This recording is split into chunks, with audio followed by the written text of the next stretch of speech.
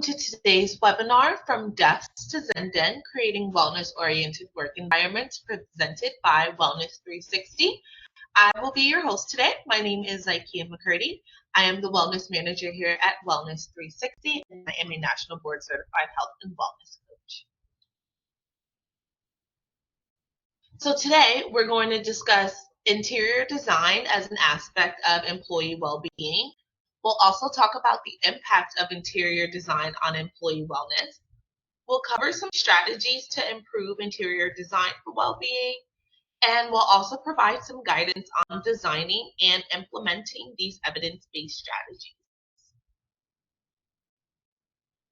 So let's get started with the impact of environment on wellness. Physical environment can impact mental health and job satisfaction. And interior design challenges in the workplace can impact employee well-being. Workplace interior design has to make sure it addresses a number of factors while still aligning with overall organizational goals. So we have the dimensions of wellness to the left, and as we can see, environmental wellness is one of those key parts of the 8 dimensions of wellness for overall holistic well-being. So a well-designed office should consider the needs for both interaction and privacy. And in considering this, it helps to reduce stress and promote a positive work environment.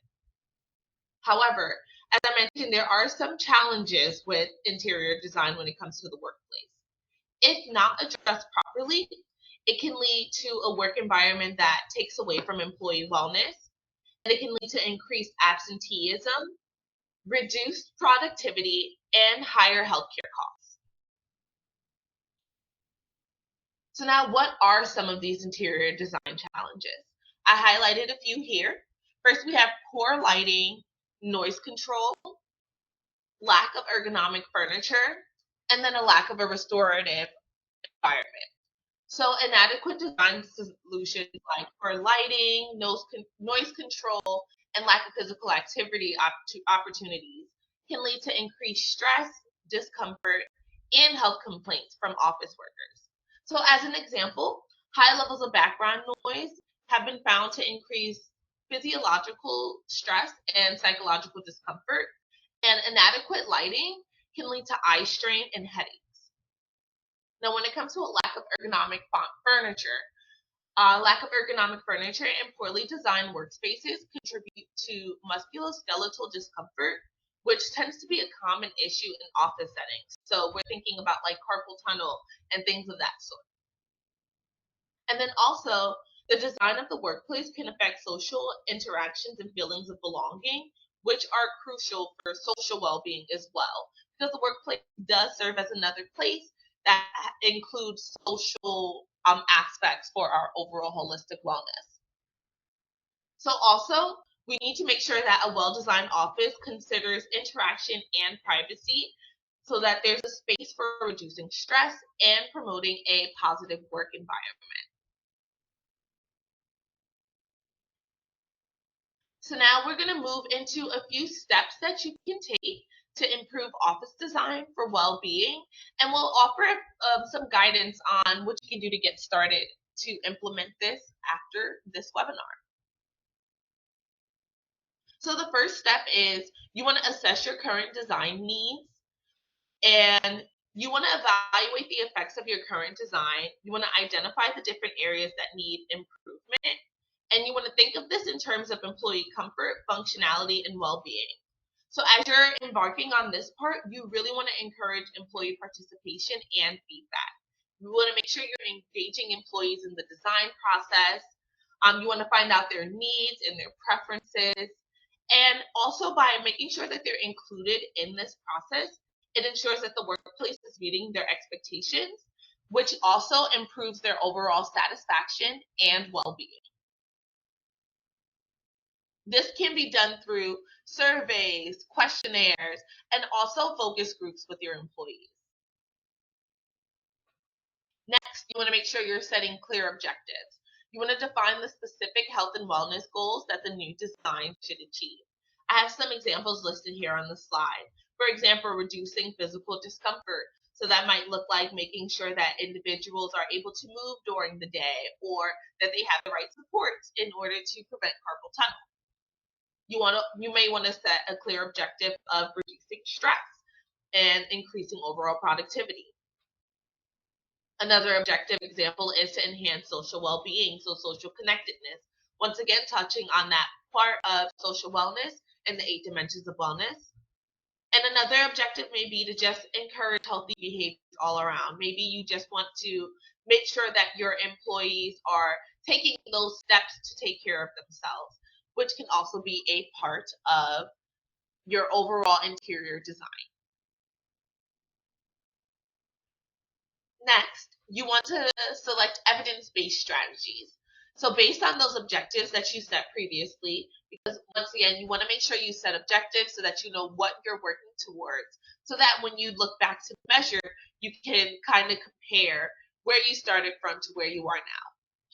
So based on those objectives, you want to select design improvement strategies that align with your overall goals.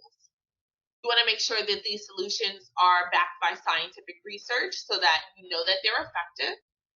And in order to make sure that they're backed by scientific research, this doesn't involve staying up to date with the latest studies and trends in workplace design that contribute to overall health and well-being. So we have a few examples of some wellness design strategies. The first example is ergonomic furniture. So providing ergonomic furniture can support the body correctly and significantly reduce musculoskeletal discomfort. This can look like adjustable chairs and desks that allow for varying postures throughout the day to help minimize physical strain. So, like, there's been studies where ergonomic interventions like sit, stand, desk, and adjustable chairs have been used in order to enhance overall physical comfort. Another strategy is incorporating elements of nature. So, by incorporating elements of nature into the workplace, it can improve mental health and reduce stress. This can include using natural materials, so like having wood, like open wood within your design. This may also be having plants in the office space. It could also mean allowing for more natural light into the office. So, incorporating these connections with nature in the workspace can aid in physical and mental recovery. Our next two strategies are making sure there is adequate lighting and noise control.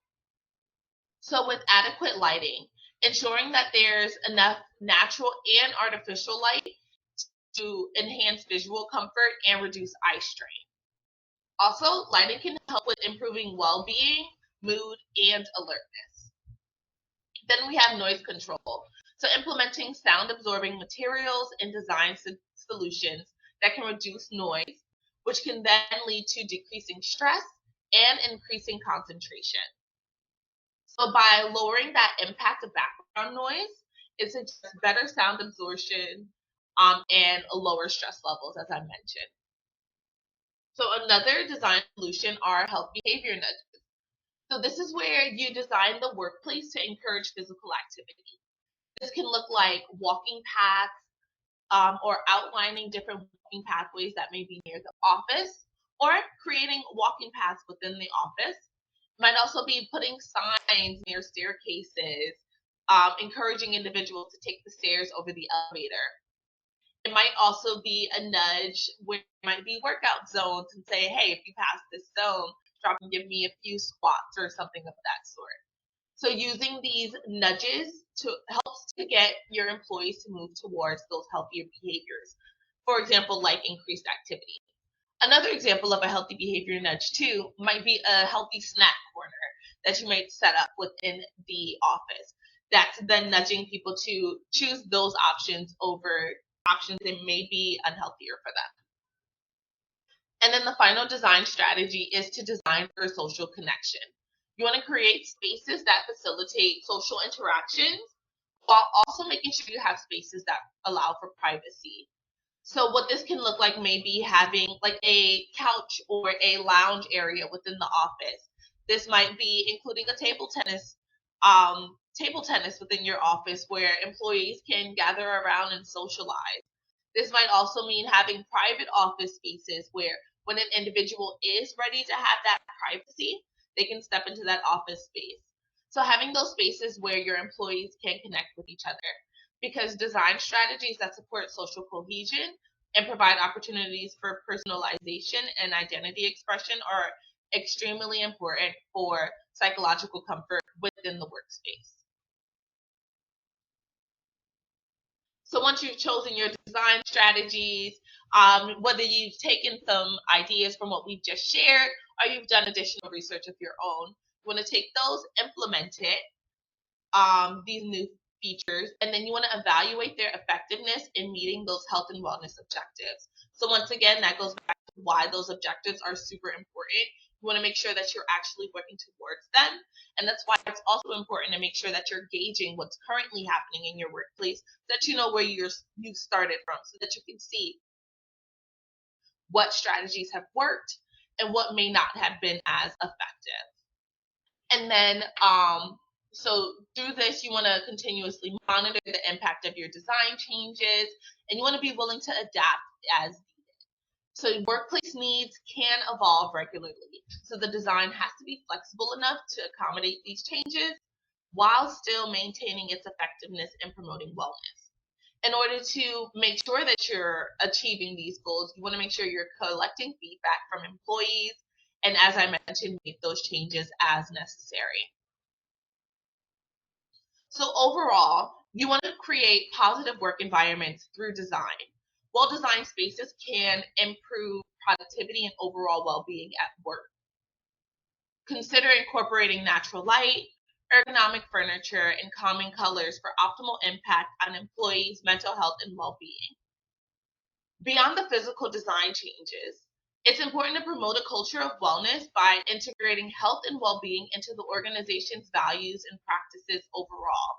This can include wellness programs, health education, and regular wellness activities.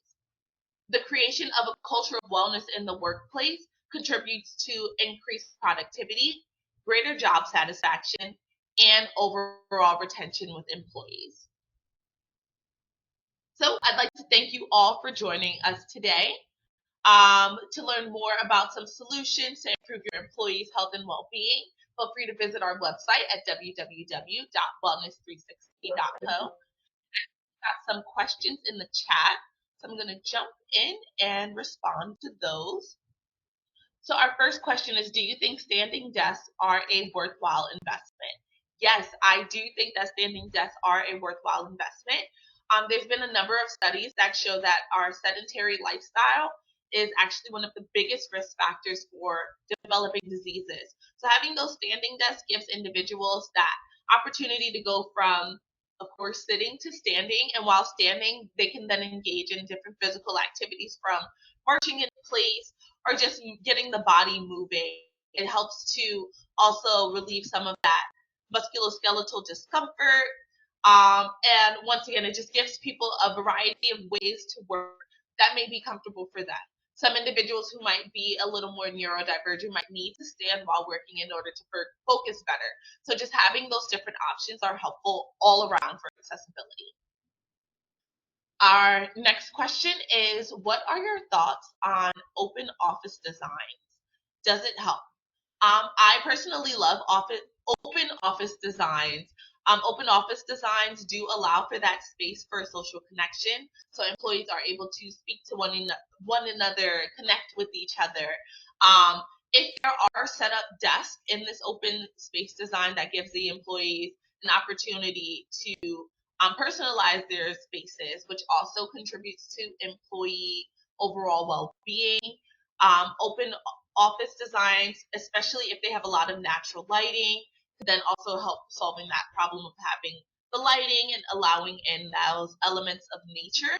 I will say the one thing about open office designs is that there can be a lot of background noise, which can be distracting to some employees. So if you are going to have an open office design, it can also be helpful to have private offices available, so that if individuals need that space where they're like, okay, I really need to take this call and get away from the noise, or I really need to focus on this topic, they have that option available to them.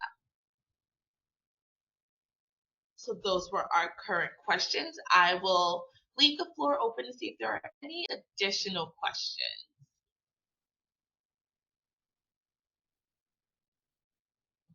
Thank you.